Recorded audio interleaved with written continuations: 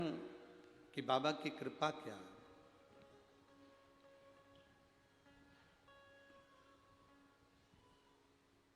शिव महापुराण की कथा नहीं है गुरुदेव, ये शिव पुराण नहीं। हम पूरा पत्र तो बहुत बड़ा है, आप लोग भी देख रहे होंगे एलईडी पर। अब इतना बड़ा पत्र तो हम पूरा क्या बात है, जो खास चीज उन्होंने हेडलाइन पर मार्क करके दी है, लाइन लाइन बना कर दी है, उसका स्मरण करें। कहूंगी शिव पुराण नहीं है, साक्षात शिव है। जो कथा में बोलते हैं वो बाबा सुनता, ये निश्चित। गुरुदेव 22 साल का मेरा लड़का है राहुल संजय बागुल, बहुत बड़ा शंकर की कथा का भक्त है। पर बाबा आप कहते हो ना, दुनिया में सबको अपना अपना दुख आता है और वो काटना आपको ही है। छींक आपको आई है, आपको छींकना है। खांसी आपको आई है तो आपको खांसना, दुख आया आपको है तो आपको मिटाना। उसको ब्रेन हेमरेज हो गया। 22 साल का मेरा लड़का राहुल संजय बागुल, उसको ब्रेन हेमरेज हो गया। तुरंत डॉक्टर के पास जब लेकर गए तो मालूम पड़ा ब्रेन हेमरेज है। ऑपरेशन के लिए कहा गया। ऑपरेशन करने के बाद डॉक्टर ने कह दिया था कि हो सकता है ये कोमा में चले जाए और इसकी सुध चली जाए, ये जिंदगी भर पलंग पर पड़ा रहे। ठीक भी हो सकता है, पर 90% चांस यही रहते हैं कि कोमा में चले गया व्यक्ति तो जिंदगी भर ठीक नहीं होता। मेरे लड़के का हमने ऑपरेशन करवाया, वो कोमा में चले गया, पड़ा रहा, ना हाथ हिलता ना पांव हिलता, आंख में से आंसू बहता रहता। सारे इलाज फीके पड़ गए। गुरुजी 22 साल का मेरा लड़का, करूं तो करूं क्या।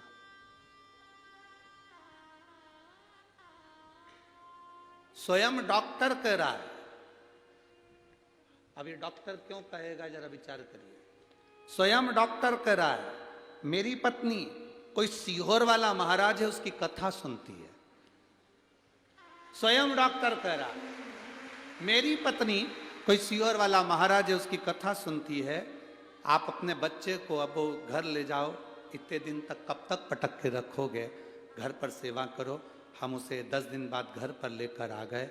उसके कानों में डॉक्टर के कहने से हमने हेडफोन लगाया, शिव महापुराण की कथा टीवी पर चलाई, उसको हेडफोन लगाकर सुनाते रहे। घर लाने के 25 दिन बाद कथा सुनते सुनते मेरे बेटे ने अपने हाथ पैर की उंगलियां और कंपन करना प्रारंभ कर दिया। हाथ पैर की उंगलियां कंपन करना प्रारंभ कर दी, ब्रेन काम करना प्रारंभ कर दिया। लेकर गए वापिस हॉस्पिटल। डॉक्टर भी आश्चर्य में पड़ गया कि ये चमत्कार कैसा हो गया। धीरे धीरे लड़का अपने आप उठना प्रारंभ कर दिया और बेटा ठीक हुआ। ये शिव की कृपा और घड़ी की कृपा। कहीं बैठे हो और अगर बच्चा यहाँ आया हो तो वो बेलपत्री लेने आ सकता है। कहीं बैठे हो, शिव कथा, अगर वो बेटा यहाँ आया हो तो बेलपत्री लेने आ सकता है। शिव कथा इसी को और घड़ी है। जिस लड़के ने आंख खोल कर आंख में से आंसू निकलते हो, शरीर पड़ा है, ब्रेन का ऑपरेशन हो गया हो, काम ना कर रहा हो, कोमा से निकल ही नहीं रहा हो, हेडफोन लगाकर शिव कथा अंदर प्रवेश कर गई। कितने रोग, कितनी बीमारी है जीजियों। हम तो पूरे पत्र नहीं पढ़ पाते, आपको भी दुख होता होगा। इतने इतने पत्र गुरु जी के पास आते हैं, पढ़ते नहीं। अब पत्र पढ़ें तो कथा कब बाचे।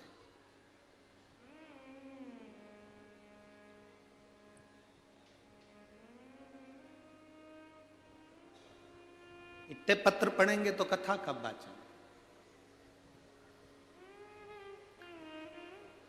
ढेर सारे पत्र आप लोगों के आते हैं, सब यहीं छोड़कर जाते हैं। लोगों को दुख भी होता है, इतने सारे पत्र गुरुजी छोड़ जाते हैं, करें क्या उसका। हम भी प्रयास कर रहे हैं जल्दी से जल्दी। अब एक ऐसा, जितने पत्र हैं इन पत्रों को पढ़ा जाए। हम पूरा न पढ़ पाए तो बिठले सेवा समिति से एक ऐसा चैनल चालू करेंगे जिस चैनल पर इस पत्र को पढ़कर सुनाया जाएगा मोबाइल नंबर समेत। जल्दी से जल्दी हम भी प्रयास करें इन पत्रों को आप तक पहुंचे, आपके पत्र का भाव जनमानस तक पहुंचे। उसमें 15 से 20 मिनट प्रवचन का क्रम रहेगा और उसमें पत्र पढ़ दिए जाएं। आपके पत्र आप तक पहुंचे कि आपकी जिंदगी में शिव ने क्या करा, विथ मोबाइल नंबर समेत आप जाएं, पता करें उसके जीवन में क्या बदलाव आया, उसके जीवन में क्या। और मेरा विश्वास करता है यहाँ जितने कथा में आए हो ना, आपके भी पत्र एक ना एक दिन किसी व्यासपीठ पर जरूर पहुंचेंगे, ये पक्का है। वो शंभु है, ओ घड़दानी, त्रिकालदर्शी, कैलाशी, अविनाशी, शिव कहते हैं उसको।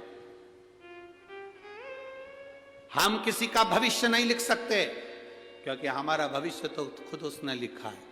हम किसी का भाग्य नहीं बता सकते क्योंकि हमारे भाग्य में क्या लिखा वो उसको मालूम है। ना हमारे पास बेल है, ना भविष्य है, ना हम भाग्य बताने वाले हैं। हम तो इतना जरूर कहते हैं कि बस हम उसके भरोसे हैं, तो आप भी उसके भरोसे हो जाओ, आप भी उसके भरोसे।